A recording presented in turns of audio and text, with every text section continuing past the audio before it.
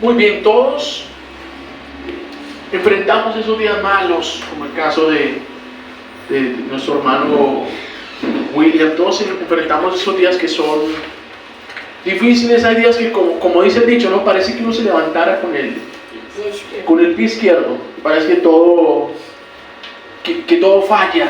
Recordaba la historia de una señora que tuvo esos días terribles, esos días donde llegó tarde al trabajo, lo cogió el trancón en el Transmilenio, el jefe la regañó, ¿sí? La levantaron, llegó la hora del almuerzo, destapó su coquita llena de almuerzo y se le avinagró la coca del almuerzo, ¿sí? Estaba terrible, se le bloqueó el computador, no pudo enviar el informe de resultados que ella tenía que enviar, y en vista de que todo le fallaba.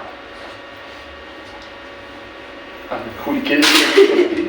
Sí. ¿Te sientes de alguna manera especial en esta mañana, Juli? ¿Sí? ¿Podemos orar por ti? Sí.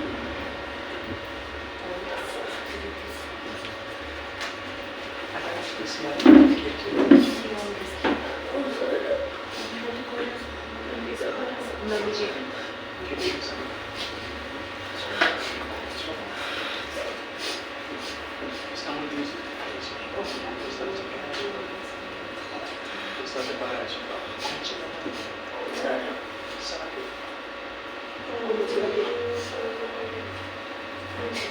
Vamos a orar por Sara esta mañana. Es una conocida de Julio que está separada de su papá. Pues claramente eso le trae mucho dolor. Y porque el dolor de Sara, de una u otra manera, es el dolor de Julio. Padre, Señor, en el nombre de Jesús, en esta mañana te presentamos la vida de Sara, Señor, de esta niña, de esta pequeña que siente el dolor de la separación de su papá, que siente esa lejanía, Padre. Señor, yo te pido en el nombre de Jesús que ante el dolor de esa separación tú puedas acercarte a Sara a través de tu Espíritu Santo y ser ese consolador que la Biblia dice que tú eres, Dios mío. Porque esto es lo que dice la palabra, que tú eres consolador, que tú puedas traer ese consuelo para Sarita en esta mañana, Señor, y que del mismo modo tú puedas traer el consuelo para el corazón de Julio, porque el corazón de Sara, el dolor de Sara es su propio dolor, Señor.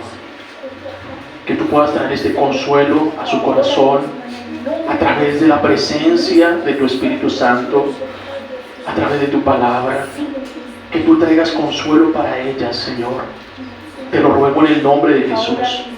Y que muy pronto ellas puedan experimentar esta compañía paterna, Señor, que es tan especial y que es tan necesaria. Que ellas puedan experimentar esta compañía paterna, pero sobre todo, Señor, que ellas puedan experimentar la compañía del Padre eterno, del Padre perfecto. Que ellos puedan experimentar, que ellas puedan experimentar la experiencia y la compañía del Padre que nunca se va, de aquel Padre que siempre está cercano. Perdónanos, Señor, porque somos nosotros los que nos evadimos de casa, pero que podamos volver a ti y sentir tu compañía en este día. Que tanto Sarita como Juli puedan recibir, Señor, esta compañía tuya a través de tu Espíritu Santo. Te lo ruego en el nombre del Señor Jesús de Nazaret. Gracias, Señor. Amén. Y amén. Amén.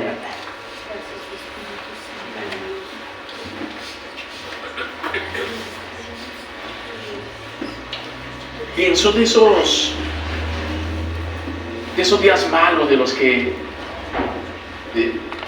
hablábamos, y de esos días difíciles a los cuales realmente todos nos cuesta afrontar.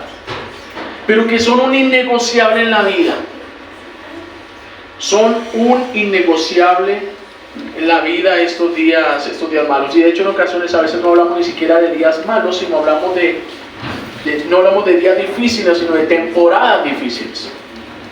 Porque a veces esos días se prolongan, a veces esos días se convierten en meses, a veces esos días se convierten en años bregando con la misma situación, con la misma carga, años bregando en la vida económica, años bregando con una situación en casa que no cambia, años bregando con la enfermedad, ¿sí? Con un tratamiento que es costoso, que es caro, que es incómodo, años luchando con eso. Hablamos de que son temporadas difíciles, pero una verdad que quiero que les quede clara en esta mañana, y es que podemos superar esos días difíciles, que sí podemos superar los días difíciles, porque son una realidad inevitable, pero son una realidad superable. Esa es la verdad. Son inevitables los días difíciles, pero son superables. Ahora la pregunta es, bueno, ¿cómo los enfrentamos? ¿Cómo hacer para que esos días difíciles no nos afecten a un nivel depresivo? Porque es preocupante ver que aún dentro del pueblo de Dios, dentro del pueblo cristiano, hoy en día muchas personas tienen que consultar por causa de depresión, literalmente. Porque no quieren levantarse, no quieren hablar con nadie, no quieren salir de su cuarto, no quieren comer. Llegan a niveles depresivos en esos momentos difíciles. ¿Cómo hacemos para no llegar a ese nivel? Esa es la pregunta que el Espíritu Santo nos va a responder en esta mañana. Y más teniendo en cuenta, y hago la pregunta, ¿serán fáciles los días que vive el mundo en este momento? ¿Son días fáciles? El comentario de muchos allá afuera es, cuando ve todas las noticias y ve todas las cosas, dice, Dios mío, ¿a dónde iremos a parar? O sea, realmente, ¿a dónde vamos a parar? ¿Sí? Y tal vez tú seas alguien que está viviendo sus propios días difíciles hoy. Que no solamente son los días difíciles que nos rodean, sino de pronto eres tú quien está enfrentando esos días difíciles el día de hoy. Es por eso que el Espíritu Santo nos quiere reafirmar aquello que veíamos esta semana en nuestros grupos de crecimiento integral, y nos tiene un mensaje titulado ¿Cómo enfrentar los días difíciles? ¿Cómo enfrentar los días difíciles? Ayer en estos días, en la reunión de nuestros grupos, veamos algunas claves, pero hay más. Hay más en la palabra del Señor, hay más claves, y yo quiero compartir en esta mañana otras 3 claves que nos van a ayudar a superar esos días difíciles. Y para eso vamos a estar meditando en el ejemplo de la iglesia de Tesalónica. Vamos a seguir meditando en la segunda carta de los Tesalonicenses, es lo que vamos a estar estudiando durante todo el mes de noviembre, porque fue una iglesia que tuvo que enfrentar tiempos muy difíciles, pero así como la iglesia los enfrentó, así mismo los superó. Y esa es la buena noticia, que la iglesia pudo superar esos días difíciles. Por eso quiero que me acompañe, por favor, a la segunda carta a los Tesalonicenses, al segundo capítulo. Segunda carta a los Tesalonicenses, capítulo 2, versículos del 1 al 12.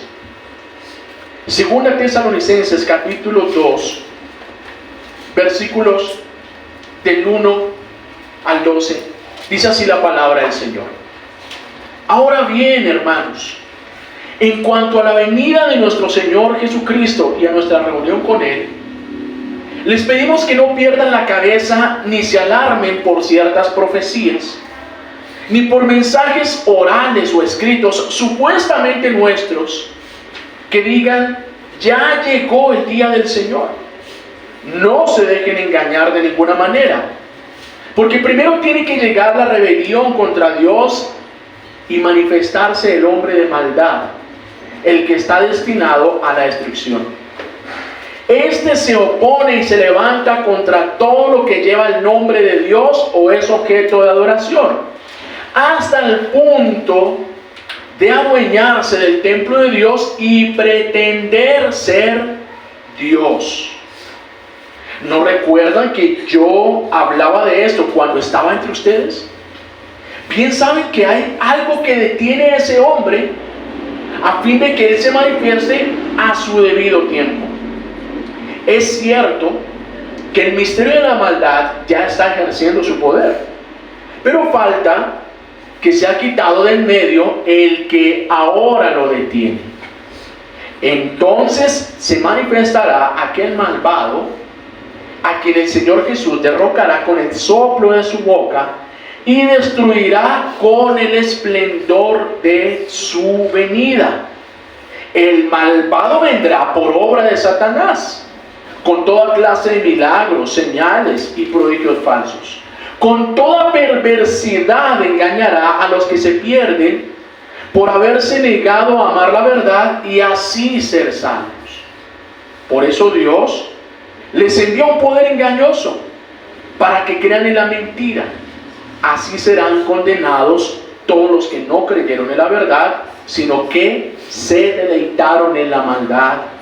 Amén y amén. Que el Señor bendiga su palabra en esta mañana.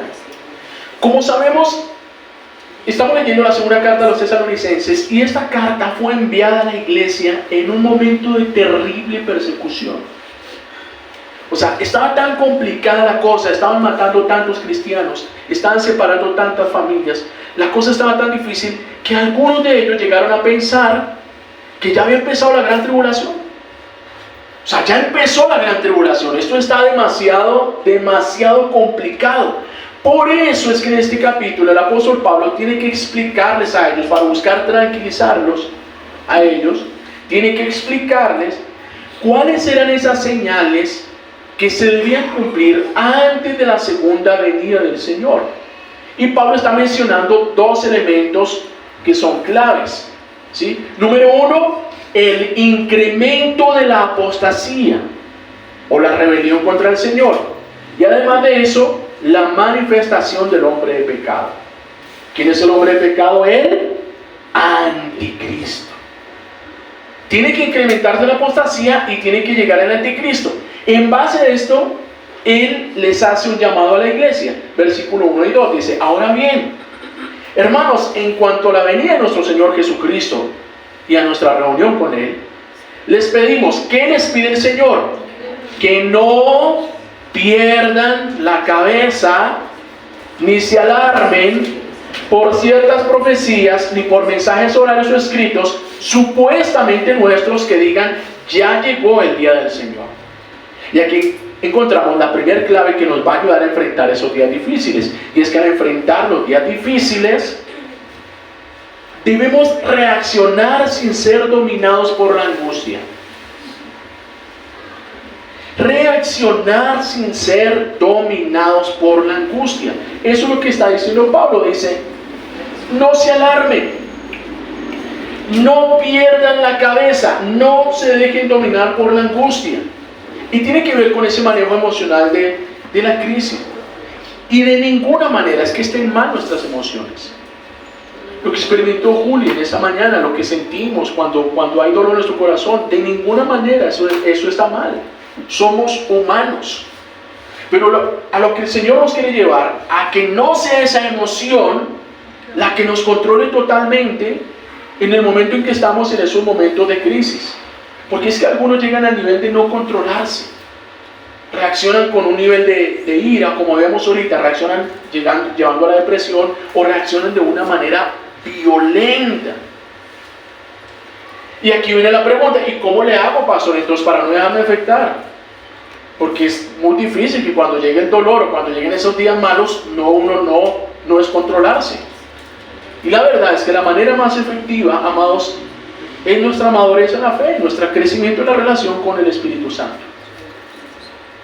Porque es a través de esta relación con el Espíritu Santo, ustedes saben cuál es la última manifestación del fruto del Espíritu, que menciona Gálatas 5, ¿cuál es?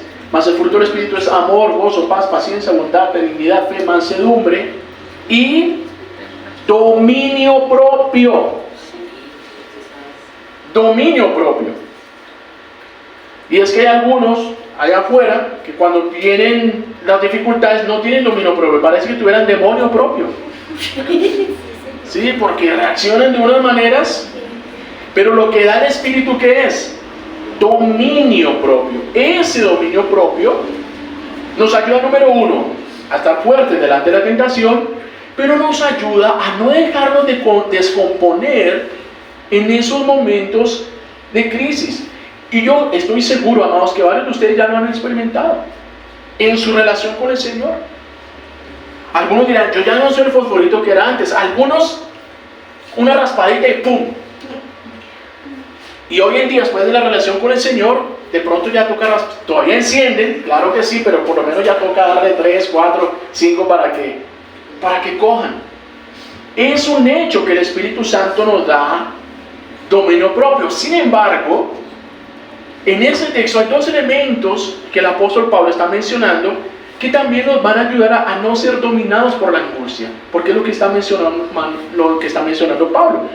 La primera recomendación es examinar todas las fuentes de información, porque es que los días malos en ocasiones empiezan a recibir una noticia. Recibimos una llamada, vemos un diagnóstico médico, ¿cierto? Vemos un contenido en Instagram, en una red social, vemos una cosa que es terrible. Recibimos una información que nos daña el día por completo, ¿sí? Nos daña el día por completo. Y a veces simplemente es un contenido incompleto y la información que tenemos no es toda la verdad. Por eso dice Pablo, no pierdan su cabeza ni se alarmen por ciertas profecías, ni por ciertos mensajes orales o escritos, supuestamente nuestros, que digan que ya llegó el día del Señor. Lo que Pablo está mencionando es que mucha gente, tomando el nombre de Pablo, es que Pablo dijo que ya había empezado el día del Señor y que ya estábamos en la gran tribulación, y la gente desesperada, aterrada, ¿sí? Y yo creo que usted ha recordado, o cuántos pastores desde púlpitos o en la calle no han salido anunciando que ya llegó el fin del mundo. ¿Se ha visto eso? Yo recuerdo hace muchos años, eso hace por lo menos unos 30 años, yo tendría así unos 14 años, recuerdo que salió un tipo con megáfono en el barrio: mañana se acaba el mundo, arrepiéntanse porque mañana se va a acabar el mundo, es mañana que va a empezar el apocalipsis, ¿sí? ¿Y qué pasó el otro día? ¿No pasó? Nada. ¿Y cuál fue la imagen que realmente se me quedó para mí? Si esos evangélicos, por eso es que no hay que ser evangélico, porque se vuelven locos. Porque se vuelven locos, ¿cierto? Y usted recuerda cuando en el año 2000, se va a acabar el mundo. Y entonces saliendo los curas dicen, toca bautizar a todos los niños porque es que se va a acabar el mundo, va a venir el diablo y se los va a llevar, ¿cierto? Y todo el mundo corra. Que no, que entonces que fue en el 2012, porque lo dijeron los mayas. Los mayas dijeron que era en el 2012 según el calendario maya. Entonces no, que lo dijo el Feng Shui. Y que una cosa, la otra, no sé qué, sé cuándo. O sea, no se dejen asustar. ¿Por qué? Porque mucha de la información que nos llega en los momentos de crisis simplemente no es verdad. No contiene toda la información.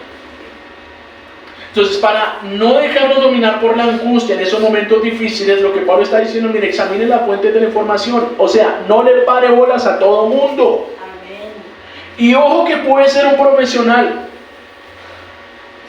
Pero a veces llega un profesional, usted recibe los exámenes y ese profesional lo manda para la casa con la lápida. Ya lo desahució ese profesional. ¿Qué debería hacer? Lo mínimo, consulte otro. Pida la opción de un segundo especialista en lo que le acaban de decir. Que es que el abogado me dijo, ok, que el abogado, que el contador dijo, listo, miremos otra fuente.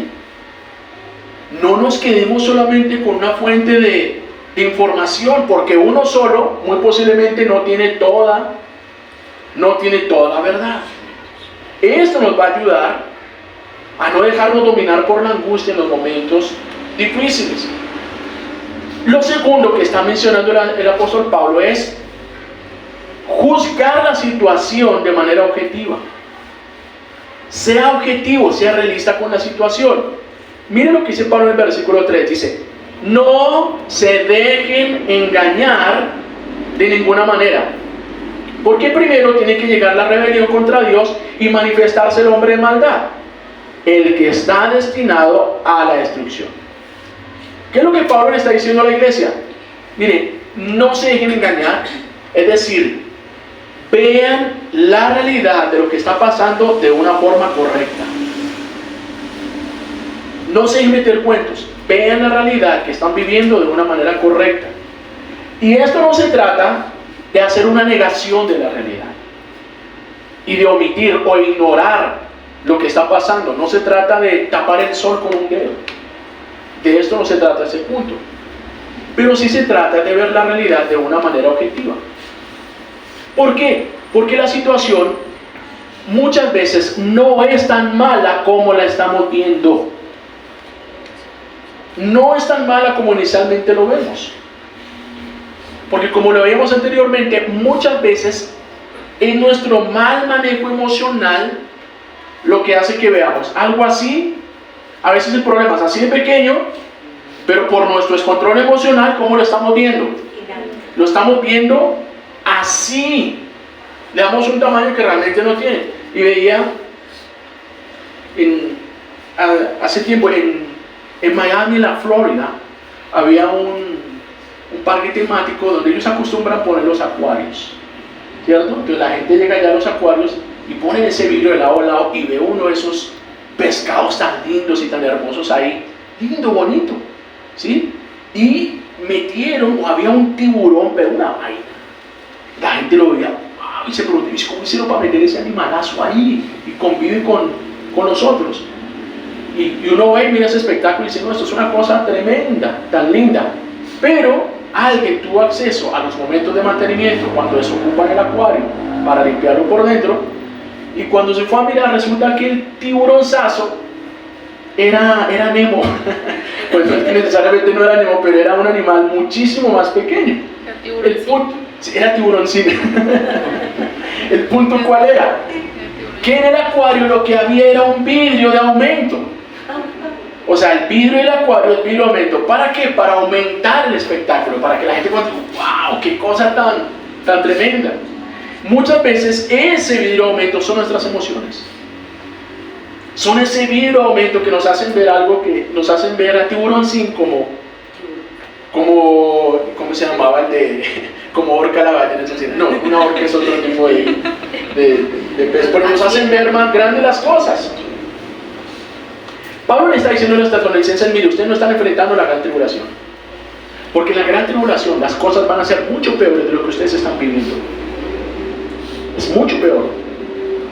No les está diciendo que es que no están sufriendo, que no están siendo perseguidos, que no es real el sufrimiento que tienen. Dicen, no, pero en la gran tribulación las cosas son mucho peores. Eso es lo que Pablo les quiere decir. Nos recuerda, para que tengamos una foto de la gran tribulación, mira lo que dice Apocalipsis capítulo 9, versículo 6. ¿Cuál será la actitud de los hombres en aquel tiempo de la gran tribulación? En aquellos días la gente buscará la muerte, pero no la encontrará. Desearán morir, pero la muerte huirá de ellos. ¿Sabes qué es eso? Es un nivel de desespero. Que la gente esté tan desesperada por la locura colectiva y por lo que está pasando de afuera, que busquen matarse, busquen quitarse la vida, atentar contra su propia vida y queden malheridos o algo y no mueran. Y afuera, ahora, el problema afuera sigue igual y ahora yo estoy enfermo o estoy herido. O sea, buscarán la muerte y no la van a encontrar. Entonces Pablo les está recordando que en esos tiempos finales el incremento desmedido de la apostasía, la rebelión va a ser tan tenaz. Eso es algo que ya vemos andando, ¿sí? Es algo que nosotros ya vamos andando. Todas estas filosofías, hay un rechazo natural hacia todo aquello que es de Dios. Y ahorita con lo que está pasando en Israel, una de las evidencias que vamos a ver es el incremento del antisemitismo. Es decir, Israel es malo. Y todo el que apoye a Israel es malo. O sea que eso nos incumbe a nosotros. Porque la iglesia tiene una conexión vital con la nación de Israel, con el pueblo de de Dios. Y no es que justifiquemos su pecado, no es que justifiquemos las actuaciones, porque está tan mal las masacres que ellos hacen, como está tan mal los ataques que a ellos hacen. Están tan mal lo uno como lo otro, pero ese incremento desmedido de la maldad, y adicional lo que está diciendo el apóstol, es que tiene que manifestarse el anticristo. Es decir, que las personas que afrontaban este periodo de tiempo iban a afrontar cosas mucho más difíciles de lo que los tesalonicenses ya estaban enfrentando. Es decir, que siendo objetivos, las cosas para los tesalonicenses no eran tan malas como ellos lo estaban pensando. No eran tan malas. Y manteniendo esa misma objetividad, nosotros debemos tener claro hoy que sin importar la situación que tú estés pasando, no es la peor situación. Sin importar la situación que tú estés pasando hoy, esa no es la peor situación.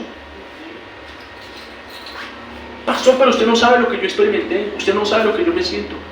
Solo Dios sabe, sí, eso es verdad. Solo Dios sabe lo que tú viviste, solo Dios sabe lo que tú pasaste.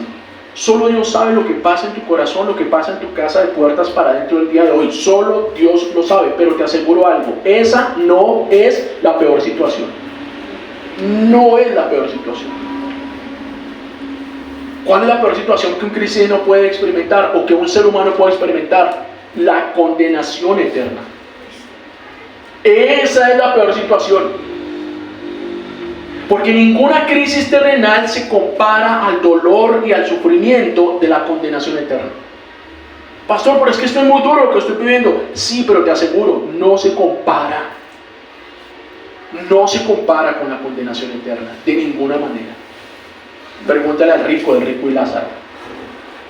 Si han leído esta porción de la Escritura. Que busca una gotica de agua para poder saciarse, para poder quitarse el desespero, aunque sea una gotica de agua, de ese tormento diario que enfrentan. Entonces ahí sí que podemos aplicar el proverbio de la abuela, decir, mi hijo, lo importante es no tener la salvación. El mundo dice, lo importante es no tener la salud. Amado, lo importante es no tener la salvación. Lo importante es tener la salvación. Y con esa objetividad, juzgar la situación, juzgar los días malos y decir, Señor, gracias, porque esto podría ser peor. A pesar del dolor y a pesar de todo, Señor, gracias, porque esto podría ser peor. Y reitero, no estamos buscando hacer una negación de la realidad, o simplemente es asumir la vida como nada está pasando. No. Porque somos realistas y la palabra es realista y la palabra nos advierte. Sabemos que las cosas en este mundo están muy difíciles y por la palabra sabemos que las cosas todavía se van a poner más difíciles. Eso es lo que la palabra nos está diciendo. Por eso dice el versículo 7. El ministerio de la iniquidad ya está en acción. El ministerio de la iniquidad ya está en acción. Amados, la apostasía está en pleno crecimiento. Está en pleno crecimiento. Y hoy más que nunca hablábamos con los hermanos de la clase de membresía esta mañana. Hablábamos de todo esto de la Agenda 2030. Eso está en plena acción y está en pleno movimiento. Con todo este bombardeo de ideologías contrarias a Dios. Recordemos lo que busca la Agenda 2030. La Agenda 2030 es la preparación para el nuevo orden mundial. Un único gobierno mundial, donde no hay fronteras, donde se acabó la identidad nacional. Por eso es tan importante estimular la migración, mandar gente de un país y meterlo al otro, para perder la identidad cultural de las naciones. Y eso está pasando hoy delante de nuestros ojos. Mira cómo está Nueva York, mira cómo está Estocolmo, mira cómo están los países nórdicos, mira cómo están los italianos, cómo se quejan de la migración, ¿sí? Y de los problemas que están enfrentando. Colombia tiene un problema serio de migración. Acá dentro de las fronteras, nosotros estamos experimentando esa pérdida de identidad nacional y pérdida de identidad familiar a través de familias disfuncionales. Dice, y se meten en todo. Entonces ahora la oferta de apartamentos son cada vez más pequeños, porque ahora se inventaron la familia monoparental.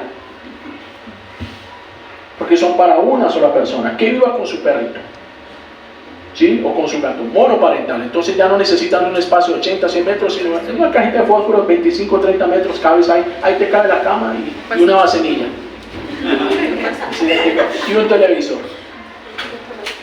¿Sí? Y la oferta de vivienda entonces se reduce. La cama reclinable. ¿Cierto? Y la cama reclinable contra la pared. ¿Sí? Y familias disfuncionales, entonces nos arrancan con la ideología de género y nos atacan entonces con todo el tema del feminismo, desvirtuar la imagen masculina. El hombre no tiene poder, el hombre no tiene autoridad dentro de casa, el hombre no vale nada. La que manda es la mujer es la talentosa, la mujer es la organizada, la mujer es la que puede todas las cosas, podemos y los hombres, ¿cierto? Y eso es lo que quieren venderle a todas. Se nos olvida la falta que hace papá, lo vital. Entonces eso es lo que el mundo nos quiere vender. Ese es el ministerio de la iniquidad que está en plena acción. Acabar con las familias, acabar con todo eso. ¿Para qué? Para un único gobierno mundial. Y no es más que la plataforma para la manifestación del anticristo. Y dice el versículo 4, hablando del anticristo, este se opone y se levanta. El anticristo se opone y se levanta contra todo lo que lleva el nombre de Dios o es objeto de adoración, hasta el punto de adueñarse del templo de Dios y pretender ser Dios. Por eso uno de los hechos que vamos a ver también es el incremento y el auge del movimiento ecumenista. ¿Qué es el movimiento ecumenista? La unión de todas las religiones en torno a un solo Dios. Porque es que como todos le pedimos al mismo Dios, es que solo hay un Dios, pero es que los musulmanes y los hindúes y los cristianos le pedimos al mismo Dios. ¡Mentira! Al Dios que le piden ellos no es a nuestro Dios. Nuestro Dios es completamente diferente al Dios de ellos. El Dios de ellos es un Dios inmoral. El Dios de los musulmanes es un Dios inmoral. ¿Saben por qué se inmolan aquellos que se atan con bombas para completar los atentados? Porque la promesa de sus imanes, a través del imán es el pastor de ellos, la promesa del Corán es que aquel que se inmola para matar infieles va a ser recibido en el cielo por un harén de vírgenes que lo van a satisfacer en sus necesidades físicas. Esa es la promesa, y por eso van allá los varones y se matan, se llenan de bombas y se matan. Ese es el Dios de los musulmanes, es un Dios inmoral. No es un Dios como el nuestro, perfecto, puro, santo, misericordioso, bondadoso, un Dios que quiera familia, un Dios que honra lo justo, lo bueno, que honra a los padres, un Dios misericordioso, un Dios generoso. El Dios de ellos no es nuestro Dios. Y ese día, en aquellos tiempos, ese movimiento ecumenista, porque él se opone a todo lo que sea Dios y quiere tomar el lugar de Dios. ¿Y dónde se va a desarrollar todo esto? En Israel, en Jerusalén. Por eso es tan importante y debe llamarnos tanto la atención lo que pasa tanto con Jerusalén. ¿Sí? Pero este es el principio de la apostasía. Dice que él se sienta en el trono de Dios y pretende ser Dios. Y el principio de la apostasía es este: no aceptar el señorío de Dios. Esto es lo que quiso hacer Satanás desde siempre: tomar el lugar de Dios, hacerse adorar como Dios, tomar el lugar de Dios. Y esa fue la oferta que hizo Satanás a Adán y Eva en el jardín del Edén: seréis como dioses. Porque es que no tenemos por qué dejarnos de montar, por qué hacer lo que diga otro. No, tú también puedes, Paco. No tenemos por qué dejarnos de montar, hacer lo que diga. No queremos eso. Ese es el principio de la apostasía. Entonces, el Espíritu Santo, a través de la lectura del apóstol Pablo, nos está llevando, nos está mostrando esa lucha espiritual entre Dios y Satanás, el poder de Dios, el poder del anticristo. ¿Cuál es la estrategia del enemigo? El engaño. Y por eso Pablo les advierte tantas veces. Lo que les dice: no se dejen engañar, no se dejen engañar de ninguna manera, porque ese engaño, ese no juzgar la realidad como tienen que juzgarla, es lo que les genera ese desánimo espiritual. Porque el ministerio del anticristo, como nos deja ver la palabra, es un ministerio de engaño. De engaño. Por eso dice el versículo 9 al versículo 12. Dice, el malvado vendrá por obra de Satanás. Es decir, que así como Jesús nació por la obra del Espíritu Santo, el anticristo también nacerá por la obra de Satanás. Una mujer va a ser poseída diabólicamente, va a quedar embarazada sin contacto, sin intimidad con un varón. Va a quedar embarazada, va a salir el anticristo, con toda clase de milagros, señales, prodigios falsos, con toda perversidad, engañará a los que se pierden por haberse negado a amar la verdad y así ser salvos. Por eso Dios les envía un poder engañoso para que crean en la mentira y así serán condenados. ¿Quiénes serán condenados? Los que no creyeron en la verdad, sino que se deleitaron en la maldad. Aquí está la segunda clave que necesitamos aplicar cuando enfrentamos los días difíciles, y es que necesitamos reafirmar nuestra fe con la verdad de la palabra de Dios. En los días difíciles, ¿qué necesitamos hacer? Reafirmar nuestra fe con la verdad de la palabra de Dios. Y esto es necesario, ¿por qué? Porque como vimos hace un instante, va a haber un poder real, solo que es un poder engañoso. Porque hay poderes que son engañosos. Hay gente que va a San Gregorio y obtiene sanidad. ¿Usted sabía eso? Sí. Y van allá y hay gente que deja las enfermedades yendo allá a San Gregorio. ¿Debemos entonces por eso buscar a San Gregorio? No, de ninguna manera. Esto es del diablo, esto es un poder engañoso. Entonces, sobre todo teniendo en cuenta que el pueblo judío hasta el día de hoy está esperando el Mesías, porque los judíos ortodoxos, ellos no creen en Jesús como Mesías, creen en Jesús como profeta, pero no como el Mesías del Salvador. Ellos están esperando la llegada del Mesías. Cuando llegue este varón allá en Israel y empiece a hacer y vea ese despliegue de autoridad, esa autoridad que la gente quería ver en Jesucristo, en el Hijo del carpintero, cuando vean ese poder, ese despliegue de autoridad y de poder, ¿qué van a decir?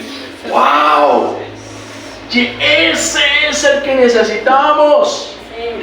Ese es el Mesías. Y va a buscar sentarse en el templo de Dios y tomar el lugar de Dios. Y esto nos recuerda una gran verdad, amados. Y es que cuando estamos en los tiempos difíciles, la crisis y la realidad pueden decir una cosa, pero la realidad espiritual es otra completamente diferente. Los hechos nos pueden decir una cosa, pero la realidad espiritual puede ser otra completamente diferente. Aquí vemos a un varón que mostraba hechos poderosos, pero ¿qué había detrás de este varón? ¿Qué hay? Engaño, muerte, condenación es lo que hay detrás de él, pero hay poder. Lo mismo pasa, por ejemplo, en el caso de Job. ¿Cuál era la situación de Job? Estaba llevado. Estaba en playa abajo.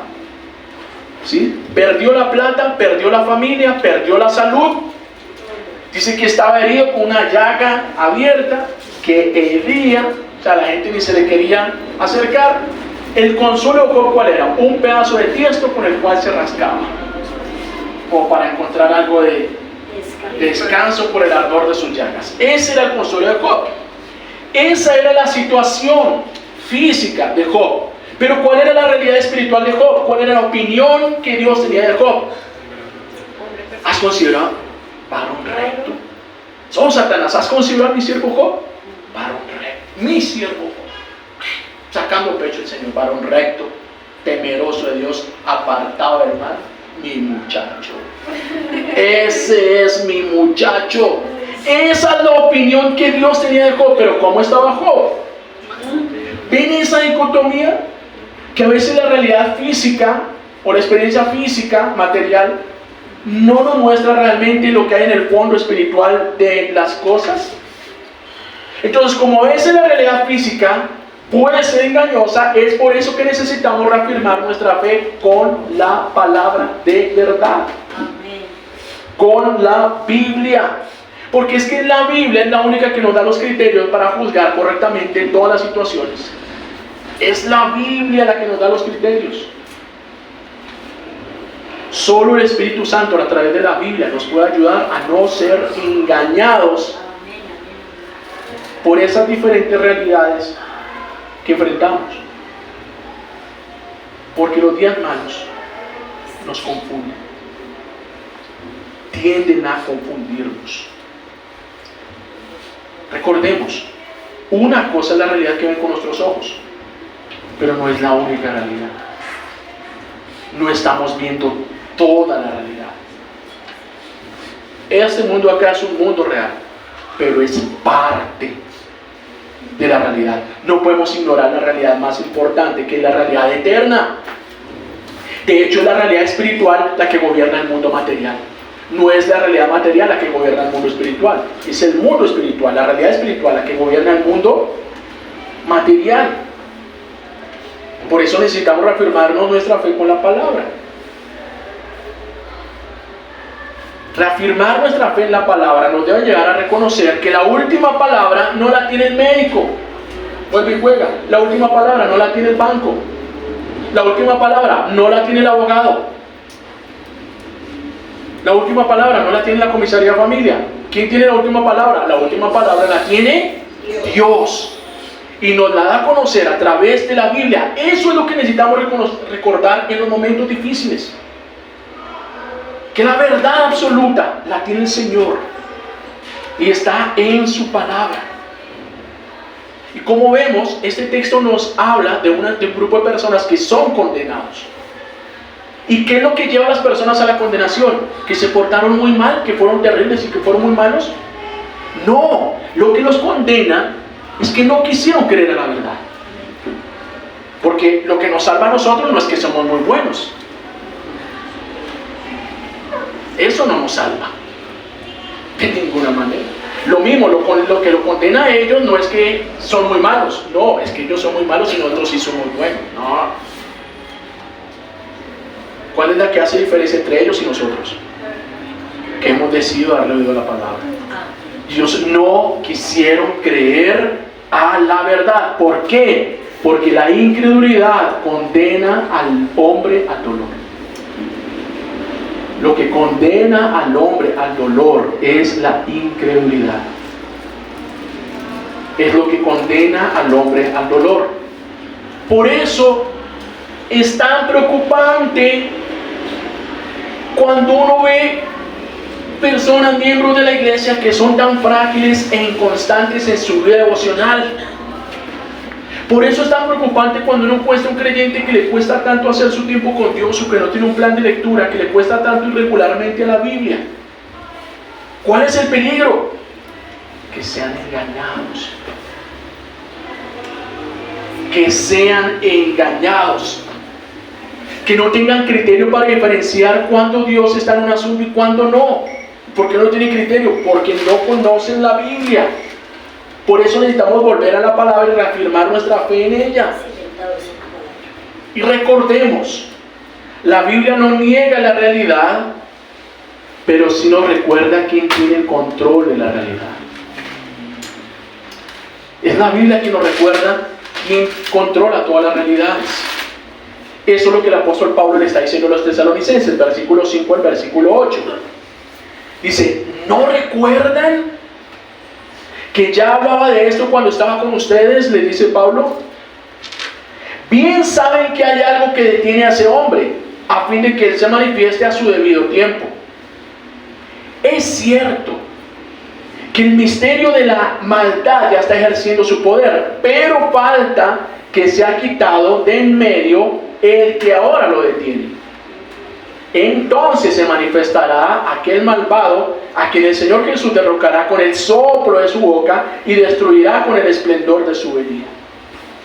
¿Qué es lo que les está diciendo Pablo a los tesalonicenses? ¿No se acuerdan que ya se los había dicho? Es por eso, amados, que en tercer lugar, al enfrentar los días malos, debemos recordar quién tiene el control de todas las cosas. Cuando lleguen los días malos, necesitamos hacer lo que Pablo está diciendo a los tesalonicenses. Oiga, acuérdense.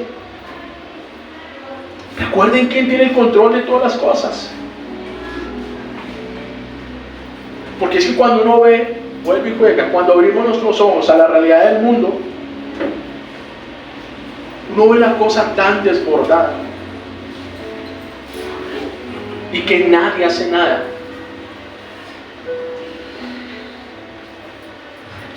Cuando uno ve la maldad tan desbordada y la inoperancia, por ejemplo, de la fuerza pública para corregir lo que está mal,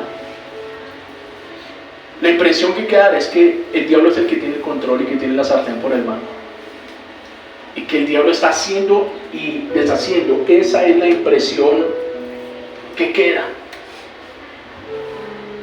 Pero amados, Satanás está suelto, pero no sin control.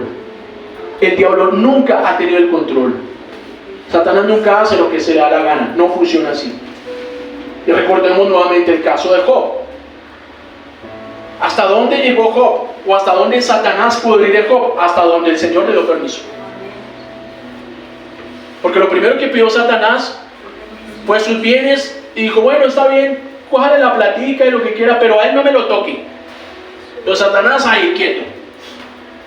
Y después volvió a golpear la puerta. No, pero es que como usted lo tiene con salvo, pero piel por piel, deje que ponga la mano sobre él. ¿Y qué le dijo el Señor? Está bien, tóquelo, pero no lo mate, su vida es mía. ¿Hasta dónde llega Satanás? Hasta donde el Señor le permite. Hasta donde Dios le permite. Hay uno solo que tiene el control de todas las cosas.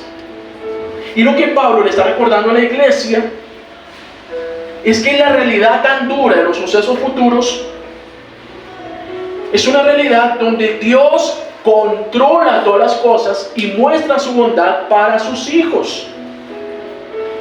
Porque hay un control. Dice, el anticristo está para manifestarse, pero dice, hay alguien que lo detiene. Está bajo control. Pero un día ese que lo detiene va a ser quitado. ¿Quién detiene el anticristo? La iglesia. El cuerpo de Cristo. El cuerpo de Cristo, porque solo un ser superior podía detener al anticristo, es el cuerpo de Cristo, la iglesia, la que detiene la manifestación del anticristo. ¿Por qué? Porque la iglesia es la luz y la sal del mundo. Y recordemos que la sal no es solamente un elemento sazonador que da sabor a las cosas, sino en el contexto bíblico la sal era el elemento conservador. Porque en una temporada donde no había neveras, donde no había refrigeración de ningún tipo, ¿cómo se preservaba la comida? Salándola. El pescado, las carnes se salaban. ¿Por qué? Porque frena el avance de la corrupción. La iglesia es la reserva moral del mundo y es la que detiene el avance de la corrupción. Si no fuera por la iglesia, la situación en este mundo, por la iglesia, que es la reserva moral del mundo, el desorden social sería mucho de lo peor de lo que hoy vemos. Entonces es la iglesia, el cuerpo de Cristo, la que está deteniendo la manifestación del anticristo. Pero ¿qué va a pasar? Que la iglesia va a ser quitada en medio. ¿Cuándo va a ser quitada la iglesia? El día del arrebatamiento. Recordemos, nuestro Señor va a volver a venir y viene por su iglesia. Y ese arrebatamiento marca el inicio del periodo que se conoce como la tribulación y la gran tribulación. Porque una vez que la iglesia sea sacada, ahí se manifiesta el anticristo durante 3 años y medio, ¿sí? Él se gana a todo el mundo, en favor de todo el mundo, con su habilidad política, pero después de 3 años y medio se quita la máscara y ahí empieza realmente el periodo conocido como la gran tribulación, y empiezan todos esos cataclismos y empieza el juicio de Dios. Y después, y mientras tanto, ¿dónde está la iglesia? Con el Señor. El mundo gimiendo, la iglesia celebrando, la iglesia cantando, la iglesia está en las bodas del Cordero. Mientras el mundo gime, la iglesia está en las bodas del Cordero. Pero el punto clave, amados, es que hay alguien que está controlando todas las cosas. Y lo que ha determinado el que controla todas las cosas es que la iglesia no esté presente cuando empiece la gran tribulación. no vamos a estar. Recuerda lo que dice Apocalipsis capítulo 3 versículo 10. Recordemos la promesa del Señor, refiriéndose a la iglesia. Y por cuanto has guardado otra vez, has guardado la palabra de mi paciencia, la palabra de mi perseverancia, en otras versiones, yo también te guardaré de la hora de la prueba. ¿Que ha de venir sobre quiénes? ¿Sobre algunos? No, esa hora de la prueba que ha de venir sobre el mundo entero para probar a los que moran sobre la tierra. Ustedes que han guardado mi palabra, ustedes que han obedecido la verdad, a ustedes los voy a guardar para que no estén ahí presentes. Y este siempre ha sido el estilo del Señor. Siempre fue el estilo del Señor. ¿Recuerdas cuando envió el diluvio? Había la familia de un justo. ¿Cómo se llama ese justo? Noé. ¿Qué hizo el Señor con Noé? Lo salvó. Salvó a Noé. ¿Recuerdas cuando Dios se cansó? Dijo, ya estoy hasta aquí de la abominación que hay en Sodoma y Gomorra. Estoy harto de lo que ustedes hacen, de tanta inmoralidad. Pero había un justo ahí. ¿Quién era? Lot. ¿Qué hizo el Señor con Lot? Lo sacó, y después de eso, el juicio. ¿Recuerda cuando el Señor juzgó al rey de Egipto, enviando la muerte sobre los primogénitos? Dicen que no había una sola familia de los egipcios donde no hubiera luto. Todos habían perdido por lo menos a uno, menos un pueblo, el pueblo del Señor, que estaba allá en Gosén. Un pueblo que había marcado las dinteles de su casa con la sangre de un cordero inmolado, y el heridor no llegó. Porque cuando el Señor envía el juicio, el Dios protector salva a su pueblo y salva a sus hijos. Amén. Y así como los tesalonicenses necesitaban recordarlo en su momento, nosotros también necesitamos recordarlos el día de hoy. Recordar esta realidad innegable delante de nuestros ojos, pero recordar que hay un Dios soberano que gobierna en esta maldad para utilizarla a nuestro favor, y que un día este Dios soberano va a acabar con esa maldad por completo. Porque es lo que dice el versículo 8. Dice el versículo 8: entonces se manifestará aquel malvado a quien el Señor Jesús derrocará con el soplo de su boca. ¿Con qué lo va a derrocar? Con el soplo, con la palabra que sale de su boca, y lo destruirá con el esplendor de su venida. ¿Por qué, amado? Porque los tiempos difíciles no están para destruir la iglesia. Los tiempos difíciles no están para destruirte. Los tiempos difíciles están para purificarnos y para hacernos crecer. Para eso están los tiempos difíciles. No están para destruirnos, están para purificarnos y están para hacernos crecer. Veía esta semana, hay un tipo que sale en las redes que él acostumbra a entrevistar a abuelos. Les pregunta, bueno, ¿cómo fue tu vida hace años? Y todos concuerdan en una cosa. Número uno, trabajo desde pequeños. Desde niño yo tenía que sacar las gallinas, yo era el que recogía los huevos, yo era el que recogía la leche, yo era el que hacía esto, atendía lo uno, atendía lo otro. Trabajan desde niños. No pueden refutar nada a sus padres. Nada. Tercero, padres realmente distantes en su gran mayoría de casos. Nivel afectivo muy bajo. Es lo que no hay. Pero fue esa generación que aprendieron trabajando desde niños los que sentaron las bases de lo que sería la futura generación, la generación de cristiana. Hay un autor que habla sobre un ciclo de la vida que es un ciclo muy real, que dice: tiempos malos producen hombres fuertes, tiempos difíciles producen hombres fuertes. Hombres fuertes producen tiempos buenos. Tiempos buenos producen hombres débiles. Hombres débiles producen tiempos malos. Y se repite el ciclo. Y tiempos malos producen tiempos fuertes. Hombres fuertes producen tiempos buenos. Tiempos buenos producen hombres débiles. Y hombres débiles producen tiempos malos. Y eso es una realidad. Estadísticamente está comprobado que la gran mayoría de grandes empresas no consiguen sobrevivir hasta la tercera generación. Porque arrancó el abuelo, le metió todo el perrenque y todas las ganas y se sufrió y se sacrificó, consiguió meter al hijo a la universidad y lo vinculó a la empresa y hasta ahí sostuvo. Pero ya el tercero, ese ya no quería nada, no quiso estudiar, no quiso trabajar, no quiso saber nada del negocio. ¿Y qué pasó con la empresa, el patrimonio de familia? Se acabó. Por el mejor de los casos, la empresa continuó, pero otro es el dueño. Otros son los dueños. Porque los tiempos buenos producen tiempos hombres débiles. Y hago un paréntesis acá, eso nos debe llevar a replantear mucho del ejercicio de nuestra paternidad. Del gran error que cometemos con nuestros hijos, de quitarles el dolor y privarlos del sufrimiento y privarlos del trabajo, del esfuerzo, porque es que no quiero que ellos sufran lo que yo sufrí. Y qué gran mal que les hacemos. Porque cuando la vida los pone a prueba, no aguantan. No duran un mes en un trabajo. No duran un mes en un trabajo.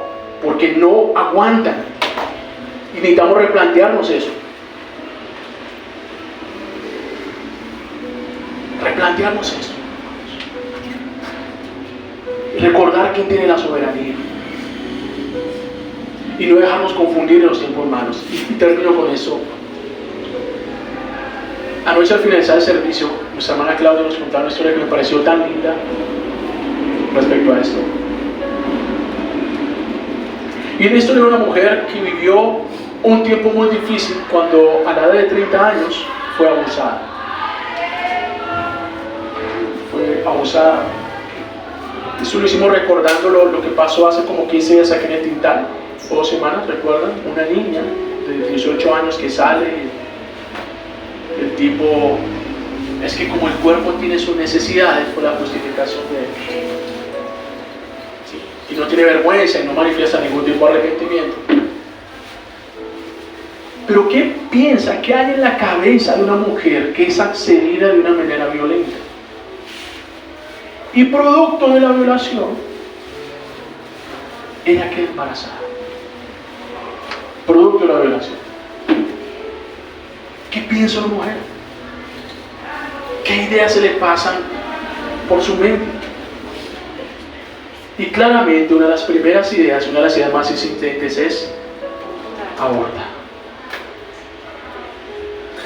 Aborta. Esa fue una de las primeras ideas y las más insistentes. Ella era casada, tenía sus hijos, tenía sus otros hijos. Sin embargo, esta mujer toma una decisión valiente y es una decisión acorde a la Escritura, una decisión por la vida. Toma una decisión valiente y decide continuar con el embarazo.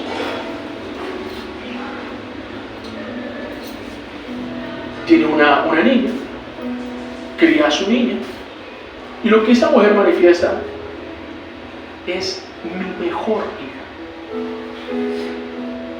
Y ella le cuenta la experiencia a su hija: mira, él no es tu papá, o sea, tu papá no es tu papá, porque tú naciste, fue producto de una violación.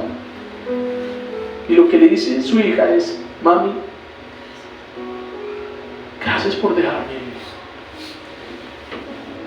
Gracias por darme una oportunidad, yo no tenía la culpa. Gracias, mami. Y es esta hija la que la está atendiendo en su vejez. Es esta hija la que está pendiente de ella en su vejez.